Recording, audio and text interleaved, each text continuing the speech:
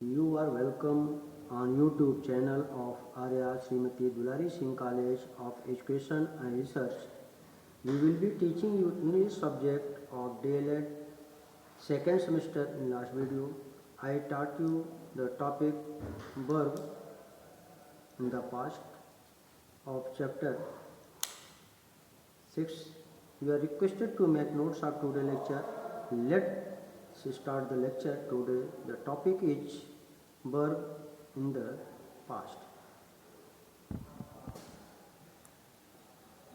Topic use of verb in the past. Generally verb के विषय में आप जानते हैं कि वर्ब जो होते हैं ये एक्शन को कहते हैं। जो आपका एक्शन होती है यदि वो पास्ट टेंस में है तो उसको हम पास्ट एक्शन कहते हैं। यह डिपेंड करता है फॉर्म ऑफ वर्ब पर। Second form of the verb use in past tense. Generally the simple past tense is used. यहाँ पर सिंपल पास्ट टेंस के विषय में जो प्रयोग किए गए हैं। First point, to describe an action completed in the past, adverb और adverbial phrase of past time. इसके अंतर्गत कोई भी कार्य जो पास्ट में वर्णन किया जाता है। एन एडवर्ब और adverbial phrase of past time. Past time का जो है एडवर्बियल फ्रेज और एडवर्ब का प्रयोग आता है। लाइक स्टरडे, जैसे कि स्टरडे, लास्ट नाइट, पिछली रात्रि, 10 डेज बैक, 10 दिन पहले, 4 years एगो, 4 वर्ष पहले, एक्सेट्रा इत्यादि। इस तरीके के जो है एडवर्ब और एडवर्बियल फ्रेज का प्रयोग जो है पास्ट इंडिफिनिट में आते हैं। ये generally added to sentence describing past action. सामान्यतया जो है वाक्यों में जो है पास्ट एक्शन का वर्णन जोड़ा जाता है। जो बातें पास्ट में घटित हुई रहती हैं उससे रिलेटेड बातें इसमें दिखाए जाते हैं। इसमें सब्जेक्ट के साथ सेकंड फॉर्म ऑफ वर्ब का प्रयोग किया जाता है और इसके साथ कभी कभी एडवर्ब और एडवर्बियल फ्रेज का प्रयोग किया जाता है। एडवर्ब और एडवर्बियल फ्रेज विशेष रूप से जो वर्ब की विशेषता बताते हैं या एडजेक्टिव की विशेषता बताते हैं या एडवर्ब के विषय में कुछ विशेष बातें बताते हैं। इससे संबंधित जो है एडवर्ब के अंतर्गत जो है 3 क्लास आते हैं, सिंपल, इंट्रोगेटिव और रिलेटिव एडवर्ब।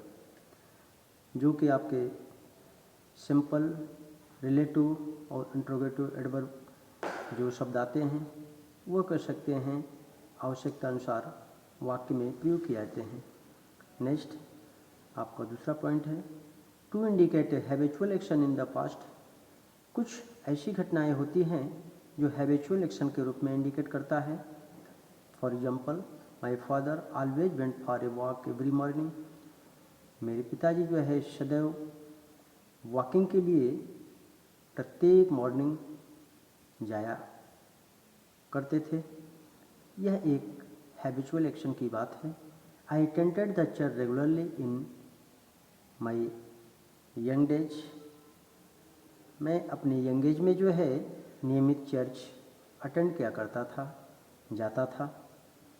यहाँ पर जो है एक रेगुलर घटना जो है एक स्वभाव या आदत से रिलेटेड है, इसलिए पास्ट की एक्शन जो होते हैं यदि वहाँ पर हैबिचुअल है तो उसको भी हम पास्ट इंडेफिनिट टेंस ही कहते हैं। Gandhi ji spoon on the चरखा एवरीडे। गांधी जी जो है चरखा पर सूत काता करते थे। एवरीडे, प्रतिदिन। यहाँ पर एक घटना है, हैबिचुअल एक्शन है, इसलिए indicate habitual action in the past also described in this tense. Note, the phrase used to verb is sometimes used in the place of simple past tense to express action which was a past habit. Phrase used plus verb is sometimes used in the place of simple past. Simple past tense के स्थान में जो है कभी कभी verb का second form phrase के साथ प्रयोग किया जाता है और यह एक्शन पास्ट हैबिट होता है। My father use to go for a walk every morning, मेरे पिताजी जो है प्रत्येक सुबह जो है जाया करते थे। यूज टू जो है एक यूज के रूप में आता है और यहाँ यूज टू जो है पास्ट इंडेफिनिट का सूचक भी है, तो यूज टू गो कहने का मतलब जाया करते थे अर्थात जाते थे। यह एक आपकी घटना जो कि स्वभाव की है। I use to attend the church regularly in my young days में मैं चर्च जाया करता था। Gandhi use to spin on charkha every day, Gandhi ji चरखा काता करते थे। तो यहाँ पर जो है जिन सेंटेंसों को आपने ऊपर अध्ययन किया इसमें दिखाया गया कि यहाँ पर एक हैबिचुअल एक्शन होता है जो कि हैबिचुअल एक्शन वो पास्ट इंडेफिनिट में होता है और सेम घटना वही चीज़ें कर सकते हैं। यदि कभी कभी इसके स्थान पर यूज टू का प्रयोग कर दिया जाता है तो यह यूज टू का भी कर सकते हैं, एक आदत प्रकट करने के लिए या स्वभाव को ही बताने के लिए प्रयोग किया जाता है। इसलिए इन दोनों ग्रुप ऑफ सेंटेंस के अंतर्गत आप किसी का भी यूज कर सकते हैं। The past continuous tense is used, first past continuous tense का प्रयोग जो होता है वो describes an action going on the point of time. यहाँ पर पॉइंट ऑफ टाइम जारी रखने का, गोइंग ऑन एक्शन, एक्शन जारी रखने का, एक निश्चित समय तक जो है काम जारी रखने का वर्णन करता है। At 6 AM this morning I was doing my homework, 6 बजे तक जो है मैं अपना काम जो है कर रहा था। I was resting the whole day, मैं पूरा दिन जो है रेस्टिंग कर रहा था। इसके अंतर्गत जो है आपका जो सब्जेक्ट होता है, सब्जेक्ट के साथ आपका हेल्पिंग वर्ब वाज वेयर होता है और वाज वेयर के साथ में ऑब्जेक्ट होता है। इस तरीके से कार्य के चलते रहने का बोध होता है, जैसे जा रहा था, खा रहा था, लिख रहा था, पढ़ रहा था, ऐसे सेंटेंस इस टेंस में मिलते हैं। आपका फर्स्ट पॉइंट रहा। आपका नेक्स्ट सेकंड पॉइंट आपका है describes an action which was in progress and other action took place. यहाँ पर किसी एक्शन का वर्णन करना, वाज इन प्रोग्रेस जो कि प्रोग्रेस में हो, लगातार चलता रहा हो, when another action took place और जब एक दूसरा एक्शन घटित हो। Their way sleeping when thief entered the bedroom, जब थीप जो है बेडरूम में घुसा तो वे सो रहे थे। यहाँ पर जो है सेंटेंस में एक एक्शन है जो कि प्रोग्रेस में है, जबकि दूसरा एक्शन जो है वो पास्ट इंडेफिनिट में है। तो आपका जब एक दूसरा एक्शन घटित होता है तो यहाँ पर एक एक्शन उन्नति के प्रोग्रेस मीन्स कंटिन्यूअस के रूप में जो है वर्णन किया जाता है। जैसा कि एग्जाम्पल से स्पष्ट है, they were sleeping when thief entered the bedroom. The light went out, light जो है चली गई।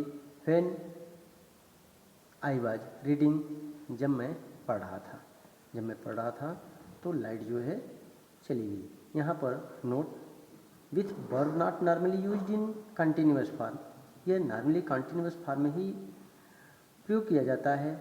The simple past is used, और इसके साथ सिंपल पास्ट जो है प्रयोग किया जाता है। For instance here is not used in the past continuous tense, here एक ऐसा वर्ब है जो कंटिन्यूअस टेंस में प्रयोग नहीं होता है।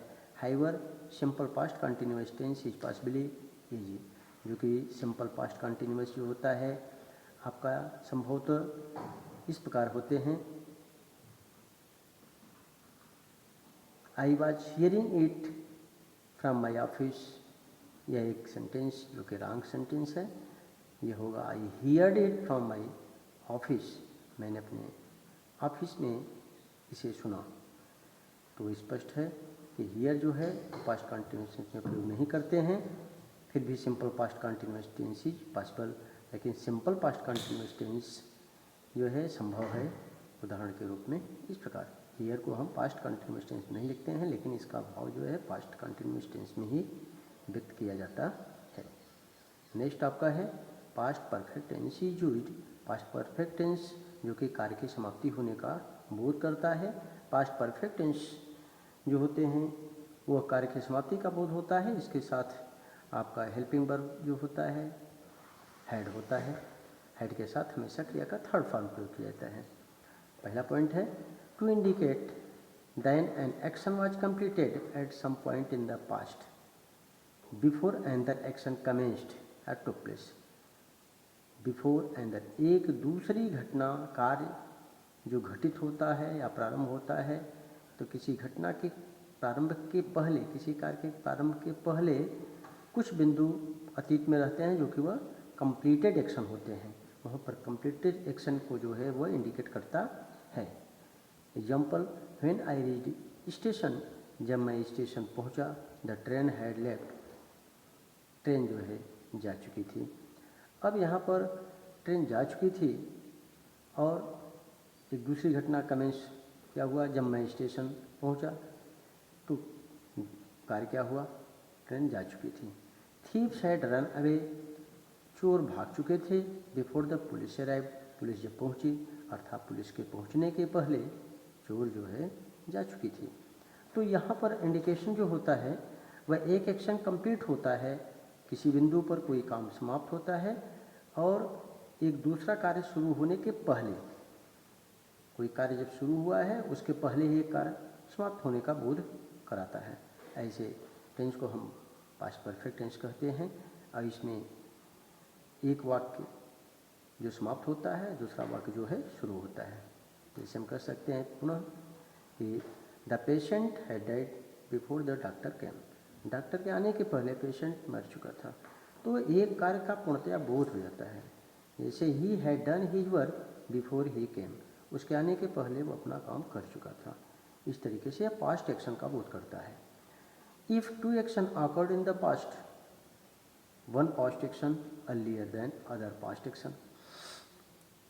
इफ़ टू एक्शन ऑकर्ड, जब दो कार्य घटित होते हैं पास्ट में, तो वन पास्ट एक्शन अर्लियर, तो वन पास्ट जो होता है एक अर्लियर होता है देन अदर पास्ट जो दूसरा पास्ट होता है। दूसरा पास्ट के पहले ही एक कार्य जो अर्लियर होता है। और the past perfect is used for earlier, और अर्लियर के लिए जो है पास्ट परफेक्ट टेंस का प्रयोग करते हैं, वो पास्ट एक्शन में होता है। द ट्रेन है लेफ्ट, द ट्रेन जो है छूट चुकी थी। And the simple past for the latter past action, और बाद वाला पास्ट एक्शन जो होता है आई रीड, मैं पहुंचा। तो नोट आप ध्यान दें कि पास्ट परफेक्ट मीन्स क्या होता है, past of the past, past of the past, past का past, that is the earlier of two past action, दो पास्ट एक्शन के पहले। तो अर्लियर जो रहता है उसको हम पहले पास्ट एक्शन में करते हैं जब दो कार्य शुरू होता है, और अदर पास्ट एक्शन जो होता है वो पास्ट परफेक्ट होता है, और इसका यूज्ड जो होता है सबसे पहले करते हैं। एग्जाम्पल के रूप में जो है अदर एग्जाम्पल्स यहाँ पर दिए गए हैं। फर्स्ट एक्शन कंप्लीटेड और second action took place. First action जो है कंप्लीट होता है और दूसरा एक्शन घटित होता है। तो पास्ट परफेक्ट और simple past, past perfect action क्या है, पेशेंट है डाइड, पेशेंट जो है मर चुका बिफोर डॉक्टर केम, डॉक्टर आने के पहले। और फिर आपका past action after he had left the room collapsed. इसका मतलब है कि रूम जब गिरा तो आफ्टर ही हैड लेफ्ट, उसके चले जाने के बाद रूम गिरा, उसके चले जाने के बाद आफ्टर ही हैड लेफ्ट, वह चला गया था, उसके बाद रूम कोलैप्स्ड हुआ। The rain had stopped when went out of the house, और रेन जो है रुक गई when he went out of the house, जब वो घर के बाहर गया। तो घर के बाहर वो गया और उसके पहले ही रेन जो है समाप्त हो चुकी थी। इस तरीके से आपके पास्ट एक्शन में दो एक्शन होते हैं। एक एक्शन जो है पास्ट परफेक्ट में होता है और एक एक्शन जो होता है पास्ट इंडेफिनिट में होता है, और जो एक्शन पहले होता है उसको हम पास्ट परफेक्ट एक्शन में प्रयोग करते हैं, और जो एक्शन बाद में होता है उसको हम पास्ट सिंपल पास्ट के रूप में प्रयोग करते हैं, जैसा कि ये उदाहरण से स्पष्ट है।